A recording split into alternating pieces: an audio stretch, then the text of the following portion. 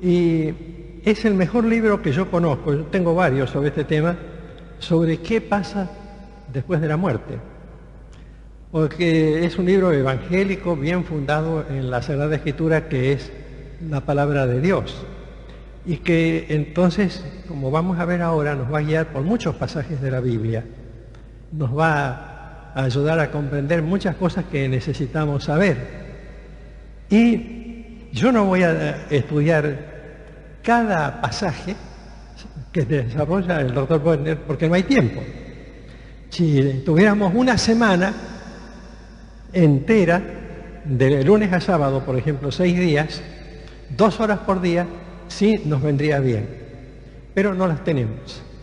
Así que vamos a empezar.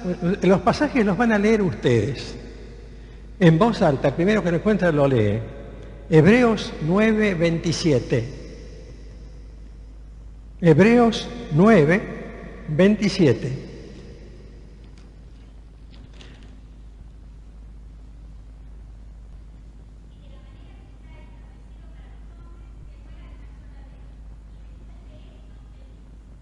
Muy bien.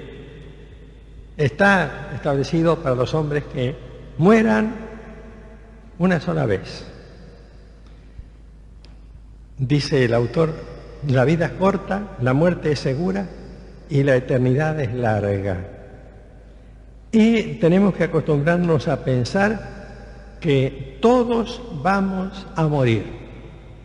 Y la razón de la muerte está en Romanos capítulo 6, versículo 23. Romanos capítulo 6, versículo 23. El que encuentre, lea ese pasaje.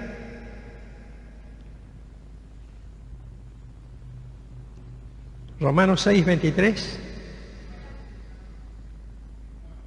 Porque la paga del pecado es muerte, es decir, la muerte es consecuencia del pecado. En realidad, cuando uno empieza a pecar, ya está muerto. Dice Efesios capítulo 2, versículo 1, búsquenlo. Es decir, uno está vivo, pero no son muertos los que en dulce calma, la paz disfrutan de la tumba fría, muertos son los que tienen muerte el alma y viven todavía. ¿Qué dice Efesios 2, 1? Efesios 2, 1.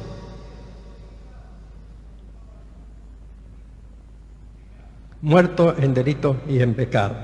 Es decir, muerte es separación, no necesariamente terminación de la vida. Empieza con la separación entre el hombre y Dios a causa del pecado.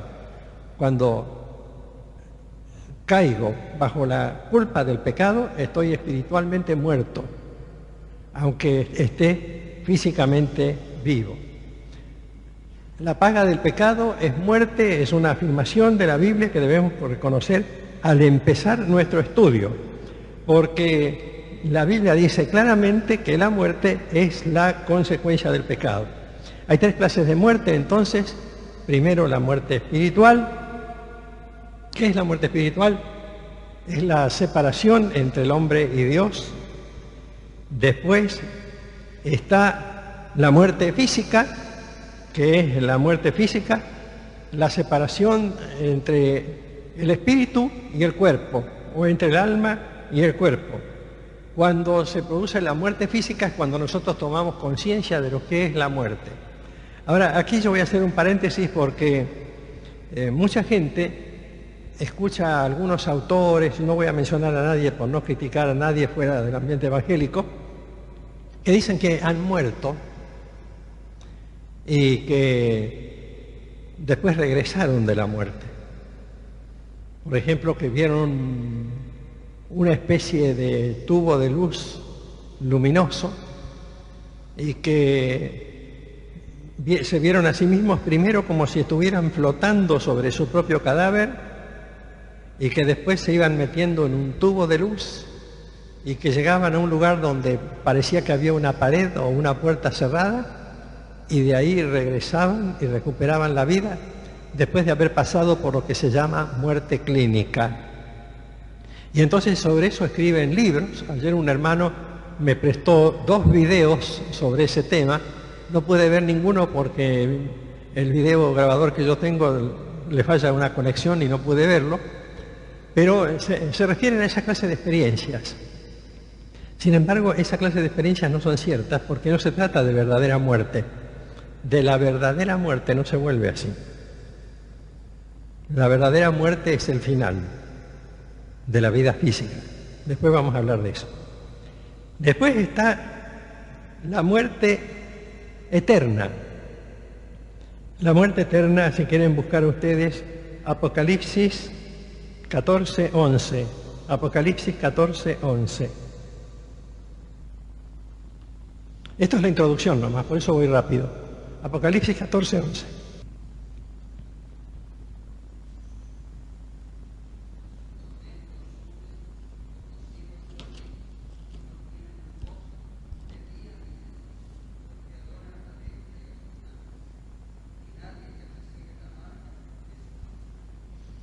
Es decir, que hay una muerte eterna que es un tormento que sigue por los siglos de los siglos, por toda la eternidad. Es la condenación, el infierno. Entonces llegamos ya a una serie de definiciones y yo continúo basándome en el libro, pero no leyendo de las páginas del libro. Vamos al Evangelio de Lucas, capítulo 16. Versículos 19 en adelante los voy a leer yo porque me quiero ir deteniendo en algunos comentarios. Este es un relato que contó Jesús. Había un hombre rico que se vestía de púrpura, era la ropa más elegante que existía en aquella época, y de lino fino, y hacía cada día banquete con esplendidez. Había también un mendigo llamado Lázaro que estaba echado a la puerta de aquel lleno de llagas y ansiaba saciarse de las migajas que caían de la mesa del rico, y aún los perros venían y le lamían las llagas. Aconteció que murió el mendigo y fue llevado por los ángeles al seno de Abraham. Y murió también el rico, y fue sepultado. Y en el Hades, en el más allá, quiere decir el Hades en este pasaje, alzó sus ojos, estando en tormentos, y vio de lejos a Abraham y a Lázaro en su seno. Entonces él, dando voces, dijo: Padre Abraham, ten misericordia de mí, y envía a Lázaro para que moje la punta de su dedo en agua y refresque mi lengua, porque estoy atormentado en esta llama.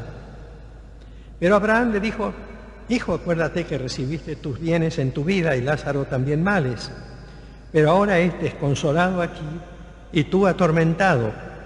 Además de todo eso, una gran sima está puesta entre nosotros y vosotros, de manera que los que quisieren pasar de aquí a vosotros no pueden, ni de allá pasar acá.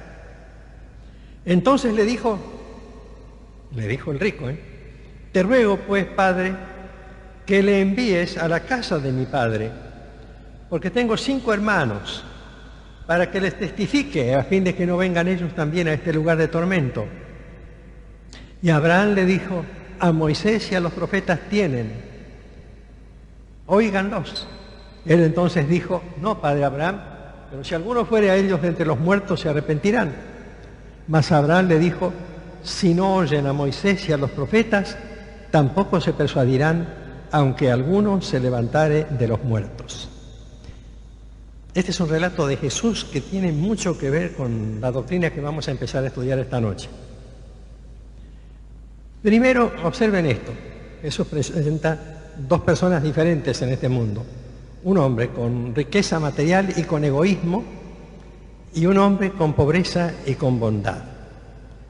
Aquí Jesús no está enseñando el plan de la redención, no está diciendo que el que se salva por la obra de Cristo, y el que se pierde porque rechaza a Cristo. No está enseñando eso.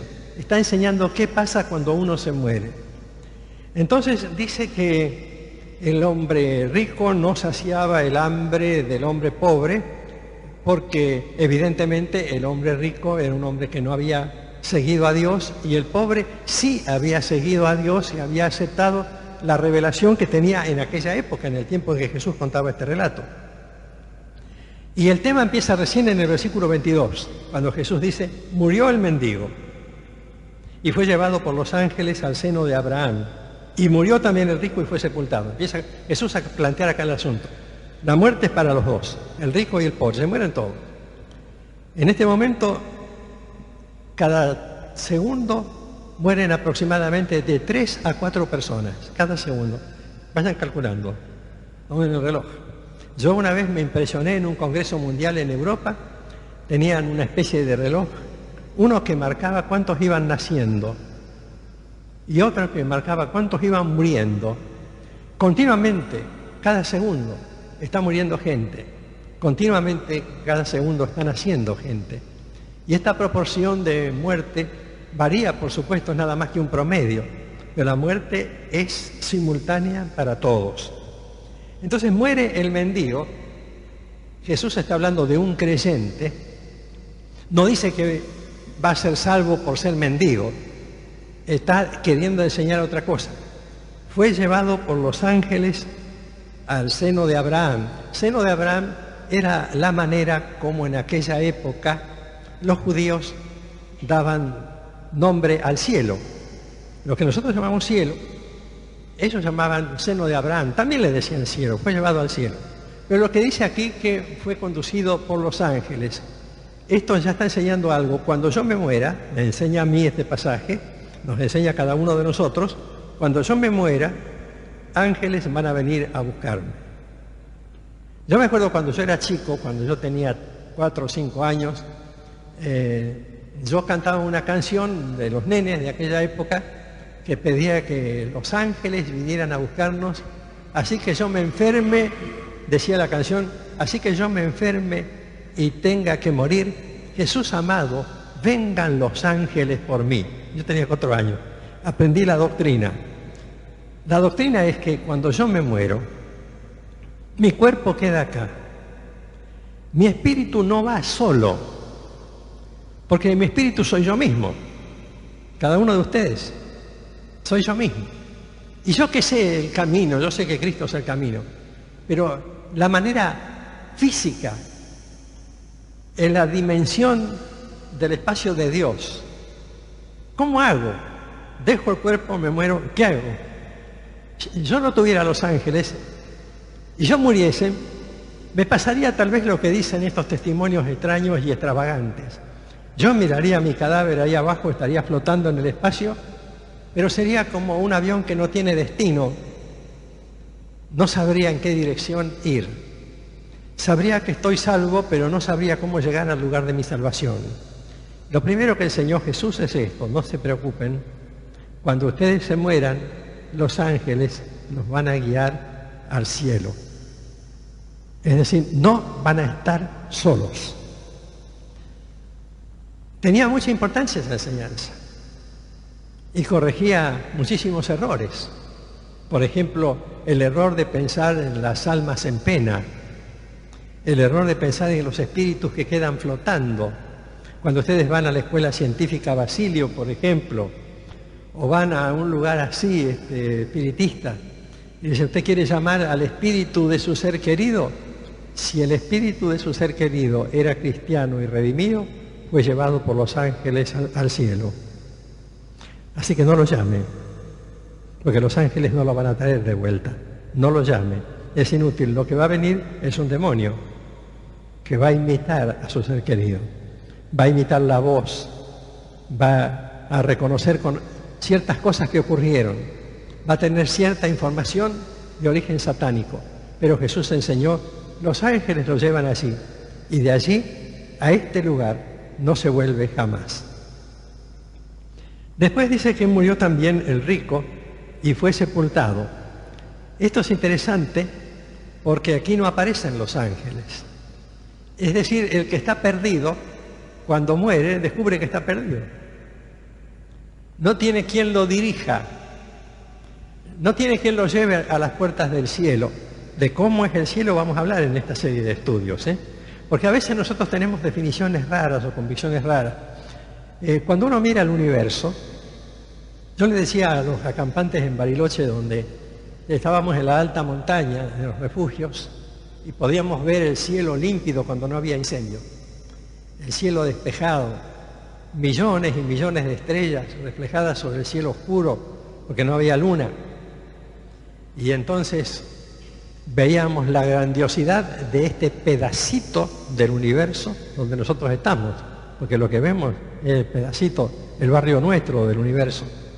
Pero todos sabemos, la ciencia misma nos enseña que el universo que Dios hizo es enorme, grandioso, tremendo. Y los lugares que Dios ha dispuesto para nosotros, que prometió Jesús, en la casa de mi Padre hay muchas moradas y yo voy a preparar lugar para vosotros. Esos lugares que preparó Jesús están, el camino es Jesús, en Él. Pero ¿cómo saber cómo llegar a ese lugar? Los ángeles me llevan. Pero ¿qué hago si los ángeles no me llevan? Me quedo perdido. Y murió el rico y fue sepultado. La primera sensación de perdición del espíritu es no saber qué hacer. Porque ¿qué ocurre con la muerte? Nosotros vivimos dentro de un cuerpo, pero vivimos adentro de un cuerpo. Nosotros somos más que el cuerpo mismo. Por ahí el cuerpo no nos gusta, se enferma gravemente, como hemos comentado recién, los casos tan graves del hermano Antonio Bustos, de su esposa, de su hijo David, casos de gravísima enfermedad, que esperamos que el Señor tenga en su misericordia a propósito de retenerlos un poco aquí sobre la tierra. Pero yo creo que don Antonio estaría muy contento si sus riñones se sanaran, por ejemplo, y no está contento con los riñones que tiene en este momento. Cuando nos va mal en algo del cuerpo, de nuestra naturaleza física, en ese momento decimos qué lástima, no me gustaría tener, como decía San Pablo, este cuerpo de muerte, no me gustaría tenerlo. Bueno, a veces no nos gusta la cara que tenemos, a veces no nos gusta el color de nuestro cabello o de nuestra piel, o nuestra silueta o nuestra enfermedad, porque nosotros tenemos el cuerpo como un envase, pero nuestro espíritu, nuestra alma, no es nuestro cuerpo. Nuestro espíritu sabe que este cuerpo es un envase que va a quedar un día descartable. Es un envase descartable, porque la Biblia dice que un día vamos a recibir un cuerpo distinto, incorrupto y glorificado.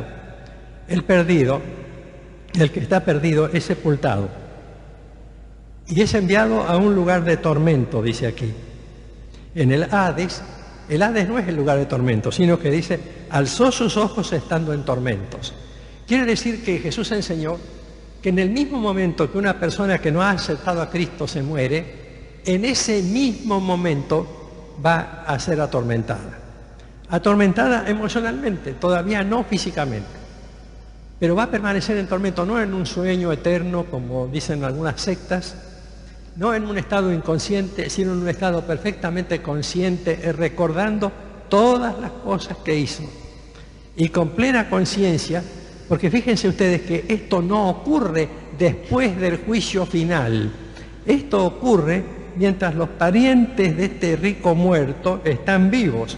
En el versículo 27, este hombre rico está rogando a Abraham que lo mande a Lázaro a la casa del padre del rico, y dice en el versículo 28, porque tengo 5 hermanos para que les testifique. Es decir, que mientras él está padeciendo en el infierno, espiritualmente hablando, en el infierno porque todavía no tiene un cuerpo, es su alma la que sufre, y nuestros sufrimientos generalmente están más en el alma que en el cuerpo. Entonces él sabe que acá en la tierra hay 5 hermanos de él que necesitan salvarse para no tener ese mismo destino eterno de condenación. Entonces pide, por favor, mandalo a Lázaro que vaya y les diga que no vengan a este lugar, no vaya a ser que vengan ellos también a sufrir este lugar de tormento. ¿Qué demuestra esto? Cuando uno muere, los parientes quedan, pero si uno no ha aceptado a Cristo, inmediatamente sufre la condenación y sabe lo que está pasando. Sabe lo que está pasando en el cielo, tiene conciencia de la otra dimensión que dejó en la tierra, donde sus parientes no aceptaron a Jesús, lo está diciendo. Y tiene conciencia de la condenación. Es decir, el que está perdido desde el punto de vista que ha perdido toda esperanza de salvación. pero no ha perdido la sensación de la realidad. La realidad es que estoy en este lugar de tormento, la realidad es que tengo parientes que están allá en la tierra y que tendrían que arrepentirse para que no vengan a estar conmigo acá, y Lázaro está ahí en el cielo. Una de las peores torturas para el rico debe ser, en este caso para este hombre, el poder ver a este hombre despreciable que era Lázaro allá en la presencia de Dios y verse él en la ausencia de Dios y pensar en su familia sin esperanza y sin Dios. Tres perspectivas distintas de la vida que a veces los evangelistas usamos para predicar a la gente y hacerla pensar. Ahora, volvemos para atrás. Dice el versículo 23, en el Hades, en el más allá, alzó sus ojos estando en tormentos y vio de lejos a Abraham y a Lázaro en su seno. Bueno, observen ustedes los nombres. En las parábolas no se ponen nombres, se ponen nombres solamente en los relatos auténticos. Las parábolas son los cuentos que Jesús presentó para explicar una verdad. Pero en las parábolas, él no dice, el hijo pródigo se llamaba Rubén. No dice eso. El papá del hijo pródigo se llamaba tal cosa. No, nunca en las parábolas Jesús da nombres. Acá da nombres porque se refiere a casos reales. Entonces está mostrando que cuando uno está en el infierno, Dios permite que tenga conciencia de lo que está ocurriendo en el cielo. Y reconocer. Uno dice, ¿cómo se pueden reconocer los espíritus? Esto es una realidad del mundo espiritual. Nosotros estamos acostumbrados al mundo físico, tocamos, palpamos, etc. Porque funcionan nuestros sentidos, nuestros órganos, funciona todo. Entonces, gracias a Dios, uno siente que puede vivir plenamente el contacto con lo que le rodea.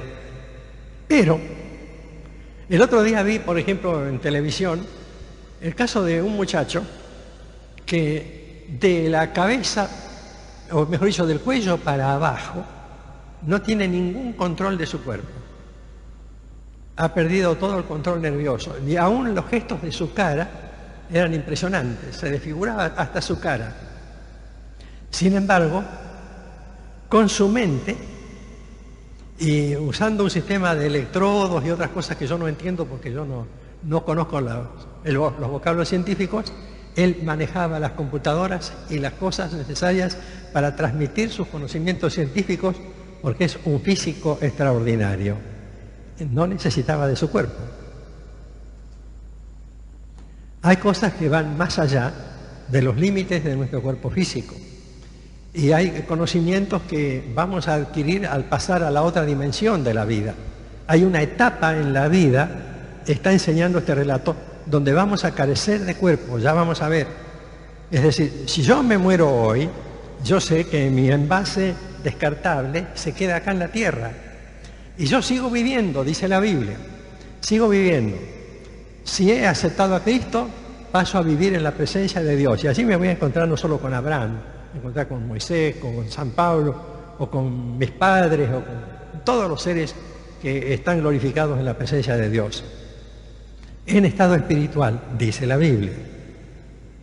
Y si no he aceptado a Cristo, voy a ir al infierno, voy a estar perdido, no va a haber ángeles que me guíen, voy a ir a la condenación y de allí voy a ver a aquellos que yo conocía y que yo creía que estaban equivocados y que sin embargo habían aceptado a Cristo, habían creído en Él y están en la presencia de Dios y yo aquí estoy desesperado y entonces voy a mirar y voy a ver en la tierra mi familia sin Cristo. Eso es lo que estaba queriendo decir Jesús. Entonces le entra a uno la desesperación. Y la desesperación consiste en querer orar en el infierno. Yo una vez prediqué sobre un tema así. No se puede orar en el infierno. Y peor todavía cuando no se sabe orar. Porque este hombre, el rico, dirigía su oración al padre Abraham. Hay que orar a Dios. Él oraba a un santo, a Abraham. No sirve. Aunque hubiera orado a Dios tampoco sirve, porque en el infierno no hay oración posible. En el infierno ya no hay esperanza. No hay Espíritu Santo que interceda por nosotros con gemidos indecibles. No hay un Cristo que sea mediador. En el infierno no hay espacio para eso. Entonces dice este pasaje que este hombre en la desesperación dice, ten misericordia de mí, Padre Abraham, en vez de decir Padre Dios, que tampoco le hubiera servido. Pero fíjense hasta qué punto estaba extraviado ese hombre, confundido, hasta qué punto era su ignorancia espiritual. Les dice, ten misericordia de mí y por favor envía a Lázaro para que moje la punta de su dedo en agua y refresque mi lengua, porque estoy atormentado en esta llama. Estaba atormentado. Uno dice, ¿cómo? ¿Cómo atormentado si es espíritu, es el alma, todavía el cuerpo no resucitó y lo atormenta el fuego? Es que la Biblia describe distintos fuegos de Dios. Moisés estaba un día pastoreando las ovejas de su suegro Jetro, ¿se acuerdan? Y vio arder una zarza, una planta, y se acercó porque la planta estaba ardiendo y no se consumía nunca. Era como si los árboles de Bariloche que vemos en televisión, que se están quemando, estuviera el fuego, pero no se quemara. Estuviera el fuego ahí ardiendo, y qué raro, estos árboles no se queman, está el fuego, están metidos en el fuego.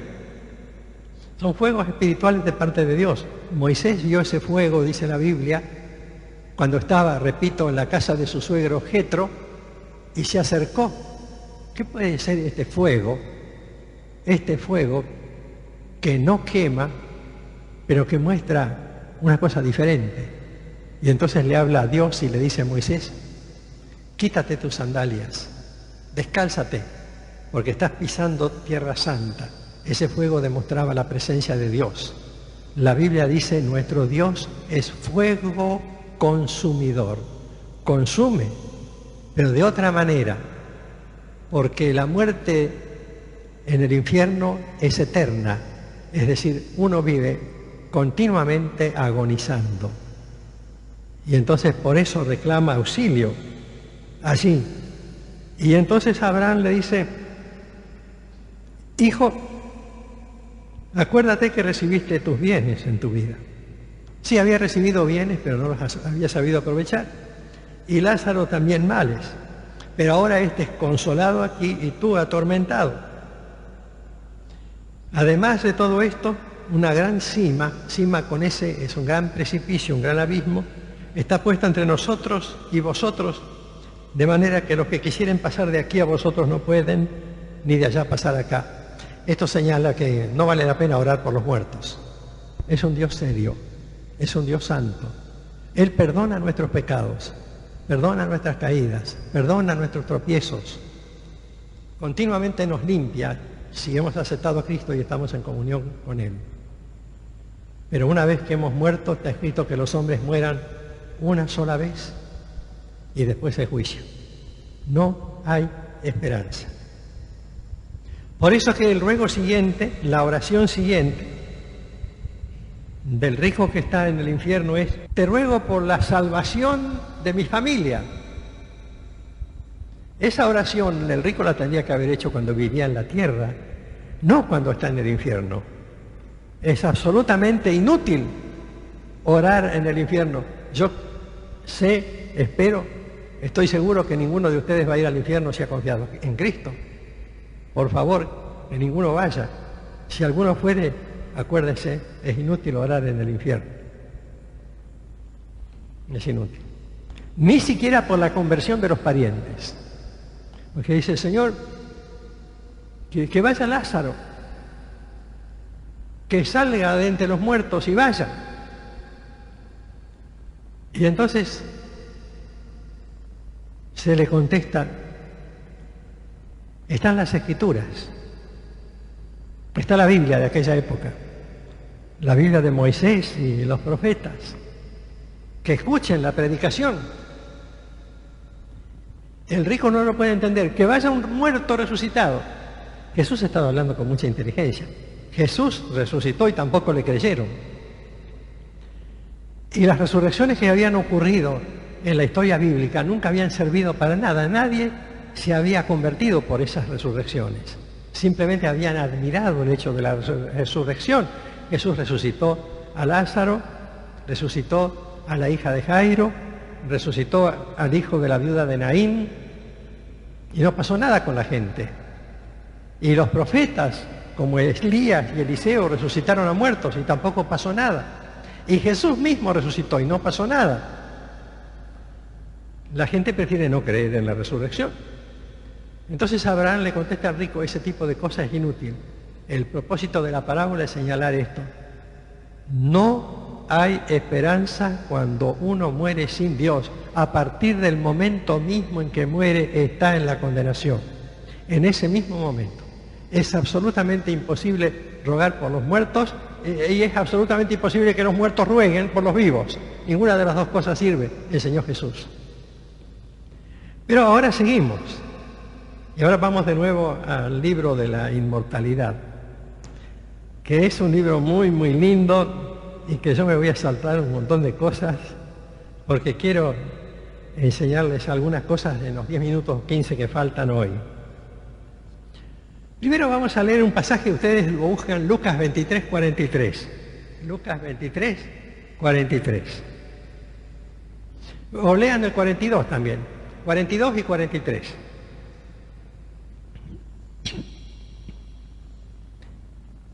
En voz alta, por favor.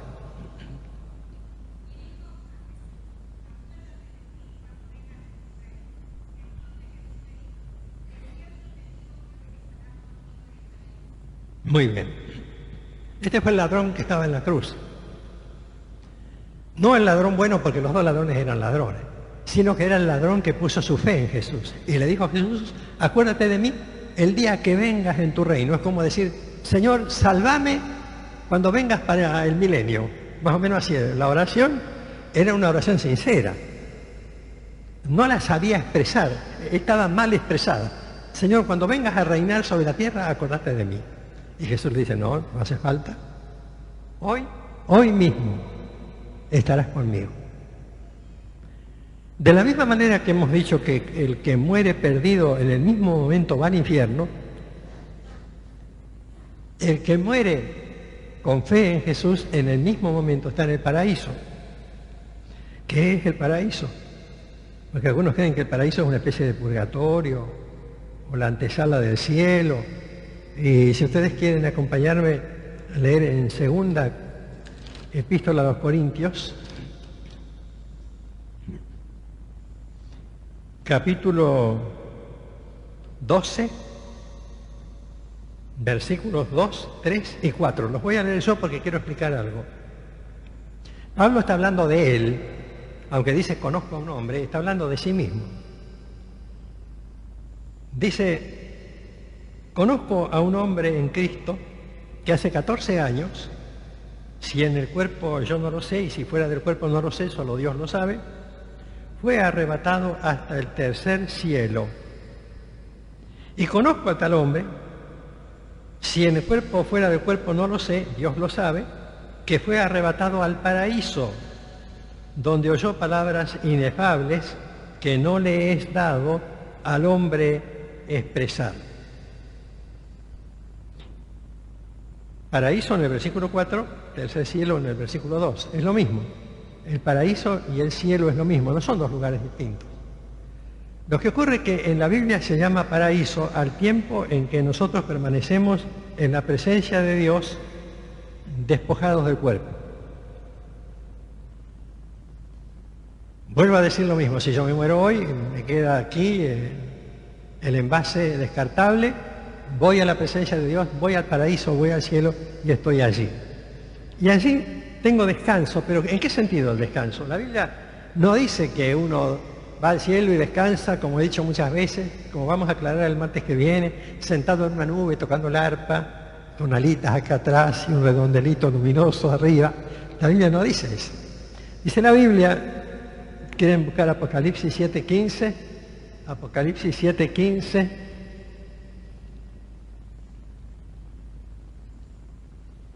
A ver, alguna voz que habla de los redimidos. Versículo 15 de Apocalipsis 7.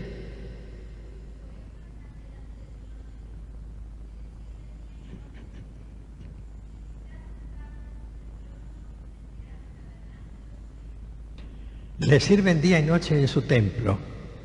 El doctor Wetnet, en este libro, dice, tenemos que tener en cuenta que nuestro descanso ya no es como el trabajo acá en la tierra. Aquí en la tierra el trabajo es maldición, porque según el libro de Génesis capítulo 3, Dios dijo, maldita será la tierra por tu causa, y habla del sudor con que tenemos que ganar el pan de cada día. Pero en el cielo el trabajo es descanso, porque no está la maldición, no hay cansancio, y el trabajo está dirigido a Dios, y es descanso.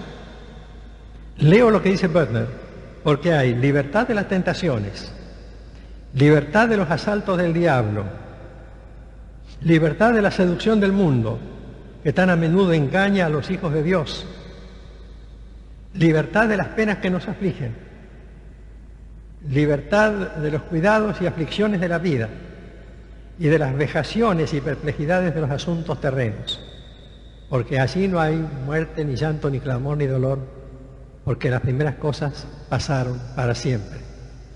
Es cuando empezamos a descubrir cómo va a ser nuestro destino eterno. Es la primera parte, sí, es la etapa en la que estamos esperando que el Señor venga para juzgarnos. Yo quisiera, antes de terminar, explicarles dos cosas. Ya les digo que es una clase que sigue el martes que viene. ¿Dónde está ahora San Pablo, San Pedro? ¿Dónde están ahora las grandes personas del Nuevo Testamento? Están en espíritu delante de Dios. Como nosotros estamos acostumbrados solo al mundo físico, no podemos entenderlo. Pero en el mundo espiritual, a veces se toma forma visible. Por ejemplo, en la transfiguración que vieron los discípulos. Vieron a Moisés y Elías, ¿no? Eso no significa que hayan resucitado, sino que en el caso de Moisés tomó forma visible, en el caso de Elías no murió y fue arrebatado. Pero yo quisiera que ustedes me acompañen en la lectura de unos pasajes en la palabra de Dios. Vamos a leer en el capítulo 8 de la Epístola a los Romanos, donde se nos dice, primero lo que leemos en el versículo 28, sabemos que a los que aman a Dios, todas las cosas les ayudan a bien, esto es, a los que conforme a su propósito son llamados. Esto es difícil de entender, en lo que yo voy a decir ahora, porque una cosa que ayuda bien es la muerte cuando estamos con nuestra fe puesta en Jesús. Es difícil poner en la mente de la gente. Yo lo tengo bien incorporado. En ese sentido, yo les aseguro que yo tengo paz. Poner en la gente esta idea. La muerte no es un cuco, no es una cosa terrible. Es una puerta a otra dimensión donde Dios actúa con mucha libertad y donde nosotros nos vemos liberados de los lazos del pecado. Entonces, cuando un ser querido mío se muere, yo tengo que pensar, bueno, a mí me duele porque se va. Hace un rato yo escuchaba en un noticiero que dentro de pocos años se van a poder hacer excursiones a la Luna. Ustedes se imaginan un pariente que diga, bueno, me voy a la Luna. Algunos están en la Luna siempre, pero me voy a la Luna. Bueno, es un riesgo. Cuando empiezan los primeros viajes, por ahí algunos de esos aparatos interplanetarios no vuelven, se pierden en el camino, porque esos experimentos siempre son peligrosos al principio. Vean lo que pasó con el Titanic, el barco, o con los primeros aviones que se caían todos los días. Y los primeros cohetes espaciales para turistas también tendrán sus riesgos. Entonces uno va a lamentar la partida, pero va a pensar que se va contento, va a tener una experiencia nueva. Y algún día me voy a encontrar con él. El que se va al cielo, se va. Toma ventaja sobre nosotros. Y algún día nos vamos a encontrar con él si de verdad somos salvos. Entonces todas las cosas ayudan a bien. Es decir, él se va y, bueno, yo voy atrás. Dentro de un día o dentro de 1000 años, pero voy atrás. voy al mismo lugar, voy a encontrarme con los mismos ángeles, la misma dirección. Voy a través del universo de Dios, que es el cielo, para ver qué puedo hacer. Wegner dice, el templo de Dios es el universo. Entonces, si Dios me llama, tiene un propósito, tengo que aceptar que Él me llame, aunque alguna vez, años atrás no me gustaba mucho la idea de morirme, pero uno se va a morir, un día se va a morir, a cualquier edad, a los 15 años o a los 200 años, pero uno se va a morir. Y entonces cuando uno acepta esa idea, piensa, bueno, vamos a tener curiosidad por ver todo lo que Dios ha hecho y por encontrarnos de verdad en ese universo estupendo que Dios creó y que no lo creó para dejarlo abandonado ahí, para que nosotros digamos qué lindas que son las estrellas, sino para que pensemos que ese es el gran templo de Dios, el universo donde Dios nos espera para trabajar. Pero luego tenemos que tener en cuenta también que hay una serie de cosas que tienen que ocurrir.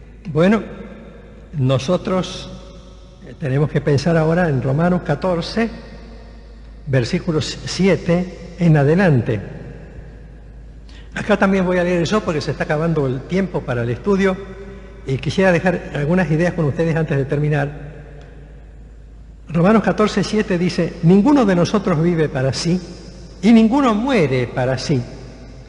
Pues si vivimos, para el Señor vivimos, y si morimos, para el Señor morimos.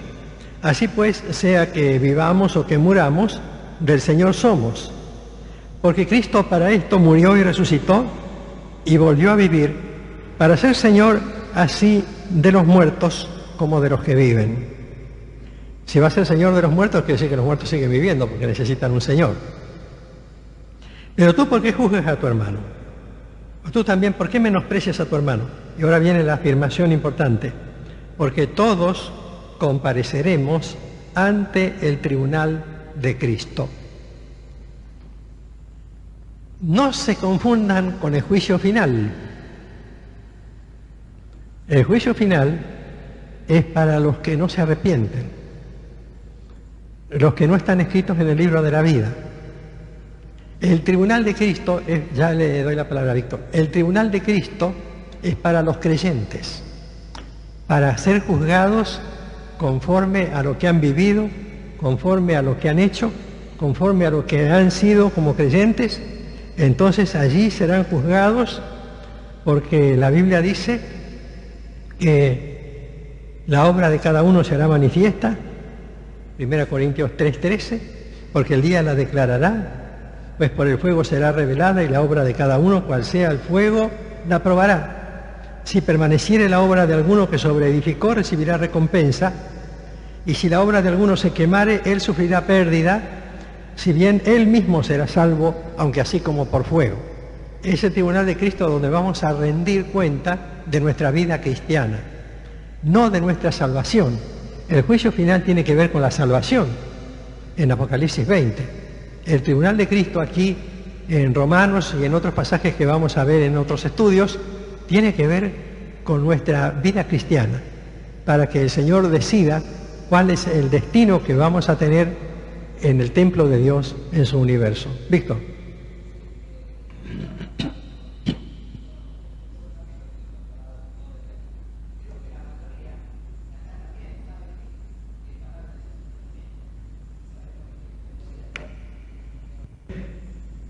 Hay dos clases o tres de suicidios. Una vez yo estaba predicando en España, en Alicante, y en Alicante, sobre el mar Mediterráneo, hay un castillo, que se llama el Castillo de Alicante, lleva el mismo nombre, un castillo construido antes de Cristo, hace más de 2000 años. Y en ese castillo hay una historia que yo no sé si es cierto, pero los guías de turismo se la cuentan. Porque uno sube por adentro, son ruinas muy antiguas, pero todavía se puede subir por la escalera, uno llega a una altura de más o menos 5 o 6 pisos, pero el castillo está sobre la barranca rocosa al lado del mar. Es decir, que si uno se asoma desde arriba, ve abajo el mar furioso, estrellándose contra enormes rocas, enormes piedras puntiagudas que hay por todos lados. Entonces el guía dice, aquí las mujeres españolas Cuando fue la invasión de los moros y otra invasión que antes vinieron desde Cartago, para no ser violadas, se arrojaban desde la parte alta del castillo, sabiendo que al caer morían porque se estrellaban contra las rocas del mar Mediterráneo. Ese tipo de suicidio, el suicidio heroico se llama, el suicidio del sargento Cabral cuando puso su pecho para salvar la vida del general San Martín, según la historia, ese tipo de suicidio queda reservado al juicio de Dios, porque depende no del suicidio en sí, sino de la fe que hayan tenido o no en Cristo como Señor. El otro segundo suicidio es el suicidio de los enfermos mentales. Hay dos clases de enfermos mentales. Los enfermos mentales que amenazan siempre con el suicidio y los enfermos mentales que nunca amenazan con el suicidio. Los que amenazan siempre con el suicidio probablemente no se suiciden. Los que nunca hablan del suicidio probablemente se suiciden. Si son enfermos mentales no son responsables del suicidio delante de Dios, son responsables de su fe en Cristo o no. Por ejemplo, hemos tenido creyentes en la iglesia, siendo yo pastor aquí mismo, algunos suicidios, y hay suicidios que a mí me impactan como de personas que perdieron el control de sí mismas y que se quitaron la vida en un estado de enajenación y que entonces no son responsables porque no lo decidían ellos, no sabían que se estaban suicidando. Pero entonces por eso, por ahí no le podemos buscar responsabilidad. Se salvan si habían confiado en Cristo, porque en su estado mental no sabían que se estaban suicidando. Ahora, una persona que sabe que se está suicidando está en pecado. Si una persona sabe que se está suicidando, está en pecado. Si una persona en un momento de locura ignora que se está suicidando, es una cosa diferente. Por ejemplo, tenemos un caso de esta hermana que se arrojó desde el puente de la avenida Puxio, una señora de la iglesia, que actuó en un estado de enajenación mental e ignoraba lo que estaba haciendo en el momento de suicidarse. O el caso de un muchacho que yo conocí en la iglesia de Distrito Sur, que aceptó a Cristo, conversó largamente conmigo y con el pastor asociado mío, que era el doctor Eufrasio Deiros, y después de hablarnos de su gozo en Cristo, salió y se arrojó debajo de un tren. No sabía que se estaba suicidando. La deducción del doctor Deiros fue que actuó en un estado de enajenación mental. Cuando lo hacen a sabiendas, cometen un pecado. Suicidarse sabiendo que se suicidan. Porque el que se suicida inconscientemente no sabe lo que está haciendo. ¿Comprende? Es el estado de enajenación mental que tiene una persona cuando mata a otra también en estado de locura.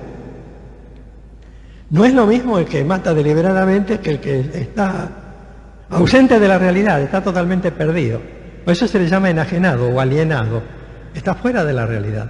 No tiene idea de lo que hace. En ese momento no tiene dominio de sí mismo. Pero si conscientemente va a cometer el suicidio, entonces sí está pecando. Está cometiendo un asesinato contra sí mismo.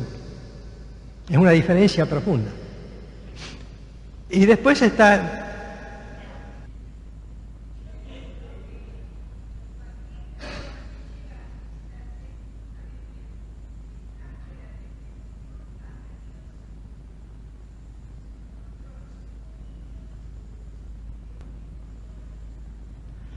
Yo no comparto esa opinión porque leí muchos libros sobre suicidio escritos por psiquiatras cristianos y he consultado a psiquiatras como el doctor Dona María, el doctor Sanfilippo, el doctor Deiros, el doctor Tinao y otros más sobre ese caso porque los he tenido como pastor.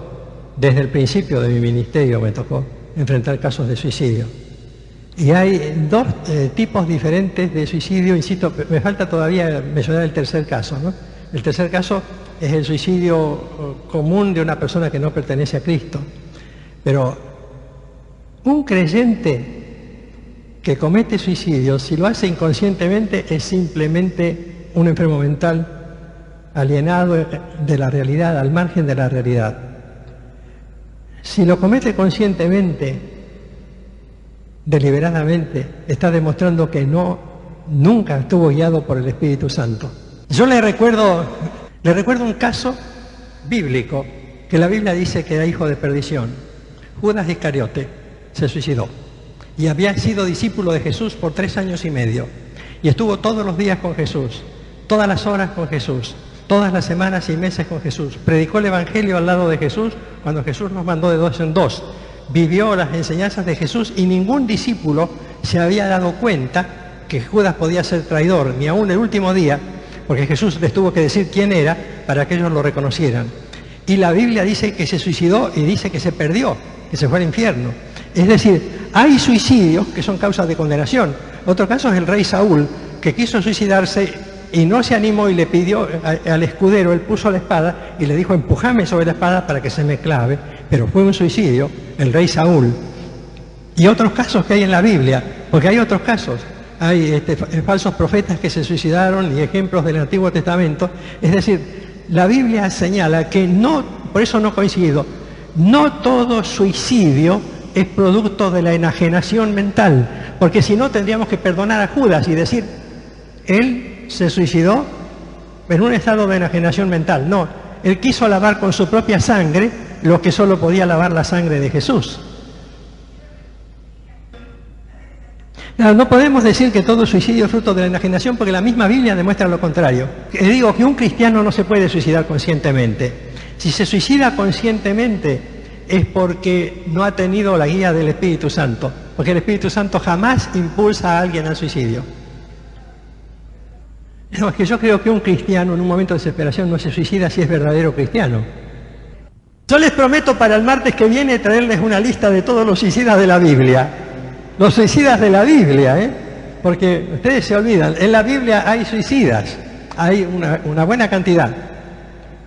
Este es un ejemplo que hemos dado. Bueno, yo quisiera que ustedes recuerden que el énfasis principal de esta noche no está en el suicidio. Eso fue una pregunta que hizo el hermano Víctor Leyes.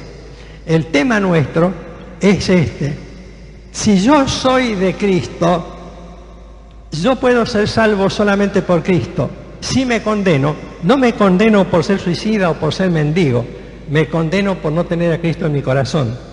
Si está Cristo en mi corazón, Cristo no me va a impulsar al suicidio.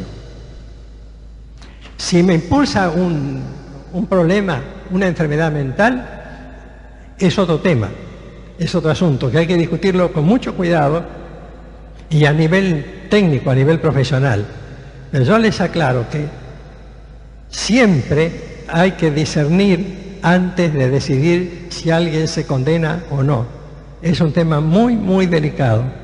Por eso señalé el tema de Judas Iscariote como un tema clave en la Biblia, que tiene relación específicamente con este asunto.